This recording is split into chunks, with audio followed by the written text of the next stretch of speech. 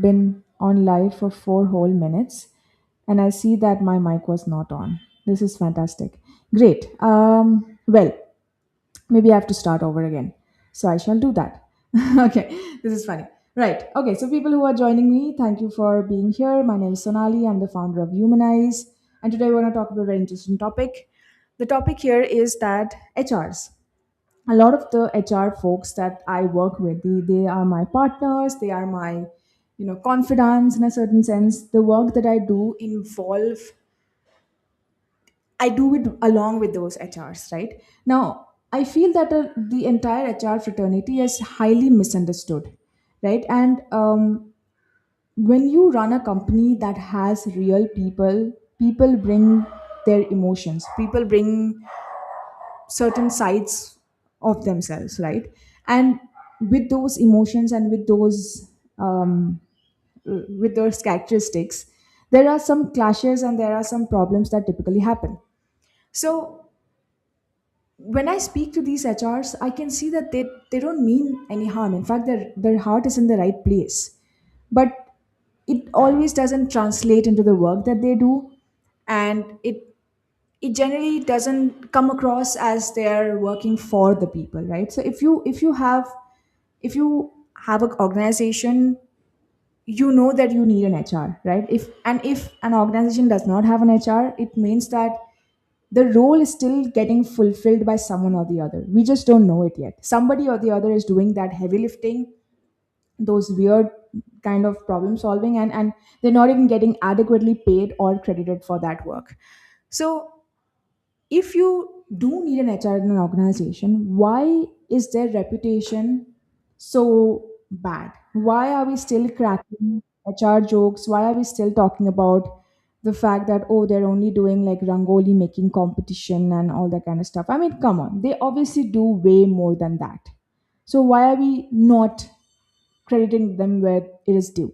So today we're going to talk about, if you're an HR professional, how can you build influence when you think nobody's on your side? Unfortunately, a lot of these HR folks are sandwiched between the decision and the focus and the direction that the management wants to take versus the need and want and ambitions of the real people that they also manage, right? So as an HR personnel, I think it is absolutely important, and people have been kind of ignoring it for a very long time. You have to start building your internal personal brand. You have to start building your internal influence in those offices, because the role of an HR is not merely to solve a problem reactively, it is also to kind of preempt and proactively understand what could potentially be a problem,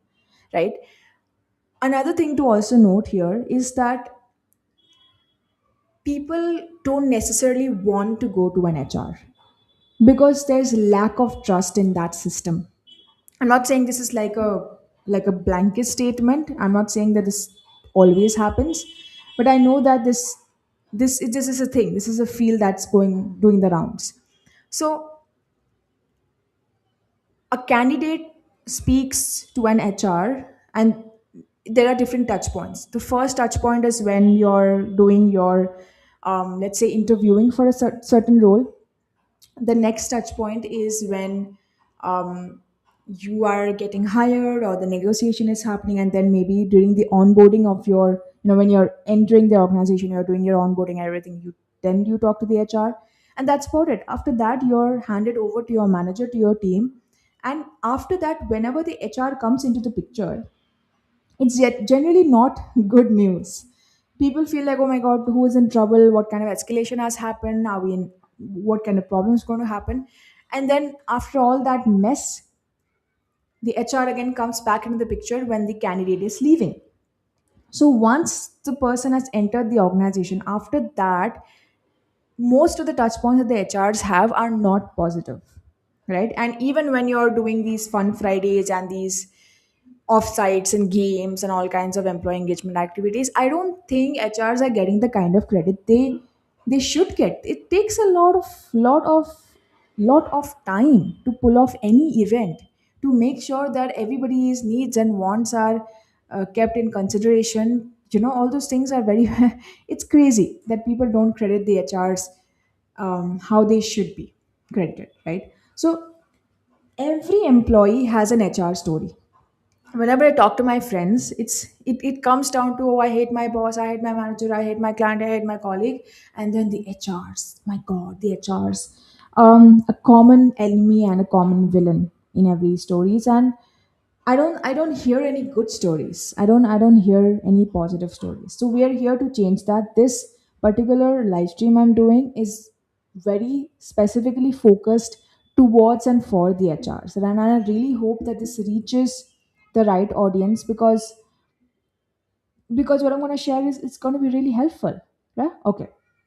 So I'm going to share 5 things you can do as an HR to build trust, to build credibility, to build your personal brand inside the organization that you're working in, right? So the first thing that I want you to do is, whenever there's any event, any company event, any event where you think you can speak, you're allowed to speak, or if it's a fun thing that you yourself have organized or your team has organized, I want you to take a little bit of the spotlight. Stop being in the background. Stop like letting everybody else take the front foot and the spotlight, whereas you and your team are the people who have worked so hard behind that, right? So what I really want you to do is take a little bit of time and tell people that, hey, our team has done this, we have worked so hard, this was the intent behind it, and please let us know how you feel about the event. Give them your email ID, give them, if that is okay to give, of course, give them, give them an avenue to speak to you. If your company is active on Slack, or you do WhatsApp, or whatever mode that you communicate with each other on, tell them that this is how you can reach out to me, give me real feedback, and I would love to hear from you as to how we can make these events, these engagement, these experiences better for y'all. And again, tell them that, hey, we are here for you, we want to help you out. And if you have any grievances, if you want to discuss anything, if you want to know about a certain policy, our doors, our emails, our inboxes, our pings and chats are open for you. We might not reply to you instantly, but we will get to you, right? So you have to reiterate the trust with your employees, so that they know that you have their back, that they know that they can reach out to you. Randomly just sending them emails that they don't want to read, and just showing up when things are going wrong, will not help you build that trust that you want to build with your employees and your team members, right? All right. So that's number one. Let me know in the comments if you agree with this. If this is something that you're already doing, then kudos. And if you want to share any best practices, I would love to kind of know that, right? So the next thing I want to say that you can do is, let's see if this is possible, eat lunch with a different team every week. Yeah. Um, this may not be possible every week, but at least make an effort. Sometimes I know that for big organizations, HRs manage lots and lots of people, right? So it might not be very feasible, but try your best, or try a version of this, right? Maybe you are managing certain teams that already do some level of team lunches. Just tell the manager, ask the manager, hey, can I be part of that, right? The idea is to engage with them a little offline, off work, without an agenda, so they know that you are also a human being. At the end of the day, you are there to help them.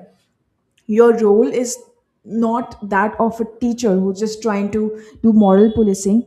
You're there to genuinely make their work life better in that particular organization. So when they see you in a different setup, at a lunch or at an event, and they get to talk to you with a no agenda thing, it will really it'll change the way they look at you, right? So try it with a few teams, or if you feel like you're getting some kind of a vibe that's not working out with a different team, or you feel like certain escalations are coming from a certain team, before it becomes a formal complaint, just do this, right? Even a coffee works, right? Okay, the next is Again, if possible, host an anonymous ask HR anything, right? Again, I don't know what kind of permissions you would need for this, or if you can have like an anonymous email or an anonymous form or something. But I genuinely feel a lot of the HR friends and partners that I speak to unfortunately do some guesswork when it comes to their people. They tell me, Sonali, oh, this is what they like and this is what they don't like based on our interaction with them so far. But it's sort of generic. I could have guessed that, right? So when I'm talking to them, I want some specifics from them, because they are the HR. They work with them day in day out. But unfortunately, because people don't open up to them, or people are not very honest with them before things hit the roof, they don't, obviously they are also unable to figure out what's going on. So if you're able to do something where people can anonymously let you know what's going on in their hearts and heads, and kind of uh, vent to you in a certain way, you might get a better understanding of the current culture and the current pulse of your people, of the teams that you're managing, and that will help you you know do your future engagements and initiatives and changes at a policy or a leadership level, right? Another thing which is similar to this is the HR walk. If you go to office, you're in an in-person setup or a work from office setup or a hybrid setup, the floor that you are working in, if you have a cabin or if you sit at a certain space, it's good, but try and walk around and physically and interact with people. Interact with people in person. Why does every interaction need to be over email? Of course, yes, certain people like to be that way, but when people are already going to the office, I know a lot of HRs or a lot of people managers stick to their own team. They only want to talk to each other. That's okay, but every now and then, if you're managing people, go outside of that space and talk to them and figure out what's happening. Just tour around, grab coffee with people. Just bring your extroverted self from time to time. And I know that not everything is doable and not everything is feasible as well, which is why I'm giving you multiple options here, and whichever works for you, please take it up.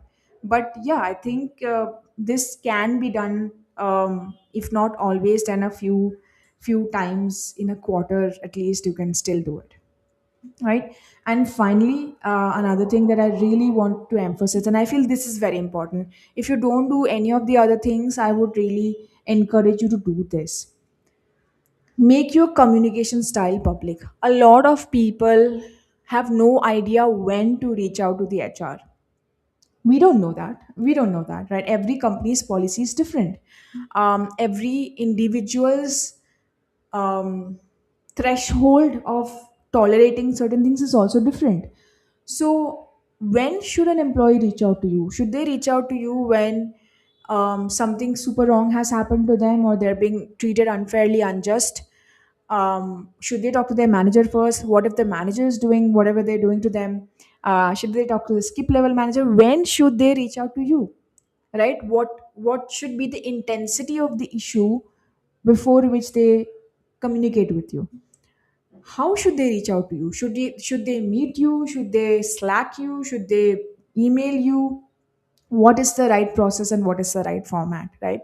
And again, I think suggesting and encouraging people to reach out to you before things have gotten really bad, honestly, I would feel that is a better approach.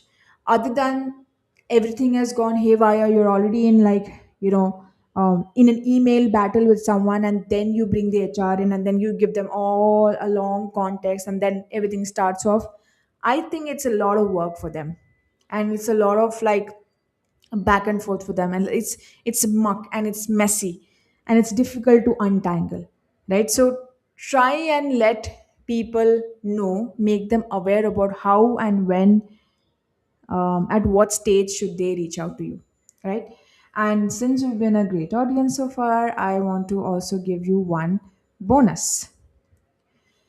Again, when you are meeting all these people during lunches or events or coffee breaks, or you know during one-on-one conversations. Try to remember a personal thing about people. Again, this is like a very statement about, oh, one personal thing about every person.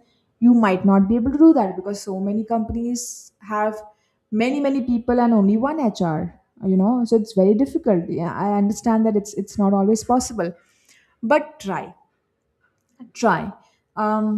Maybe, and these are small things. Maybe it's the city that they were born in. Maybe it's a certain kind of food that they like. Maybe it's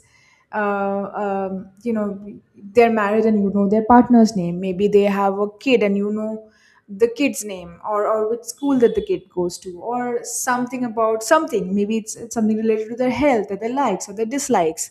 Maybe they are a pet parent and you know the name of their pet. Whatever you can, whatever your memory helps you remember. It'll be too much if I ask you to make a note of them, because again, too much paperwork and all of that. But just try your best to remember something personal, because we all like it. We all like speaking with people who listen, who remember, and who acknowledge the fact that we're also human beings. And when we come to work, we bring certain parts and sides to ourselves to work that add a flavor of our personality to the place that we work in. And good or bad, whatever, that's a whole debatable thing, but it is what it is, right? So the last thing I want people to remember that are watching me today is, you became an HR to help people. Don't let the job title get in the way of that. Remember why you chose this particular profession. Remember why you chose a certain stream in school or in college, and how you came to the conclusion that I want to be this. There must be a story. There must be someone who you got inspired by, or a cause that you were really motivated by. And when you enter the workspace, everybody has stars in their eyes, and they want to make a difference, but sometimes it doesn't really happen that, and I understand. So bring yourself back to your why, center yourself again, and remember that the best HR in the room is the one nobody is afraid to talk to. I think we forget this so many times. And I truly believe that the work that the HRs are doing, the people managers are doing, is is is not getting the credit that it deserves. It's not getting the compliments and the awards and the accolades and the pat on the back that it needs. So, on behalf of everyone that you've worked with so far, I would like to take this opportunity to thank you. Thank you for being Thank you for doing this. Thank you for being the person that you are, for trying to help people solve their work problems, solve their people problems, and having their best interest at heart. Right? So that's it for me today. Today we spoke about how to build influence as an HR when nobody thinks you're on their side. Right? I really hope you enjoyed chatting with me, and you let me know if you would want me to continue chatting with you here. And please drop in your comments, your responses, um, and I will, or future topics that you want me to speak about. And I would love to see you back here again. Thanks a lot, and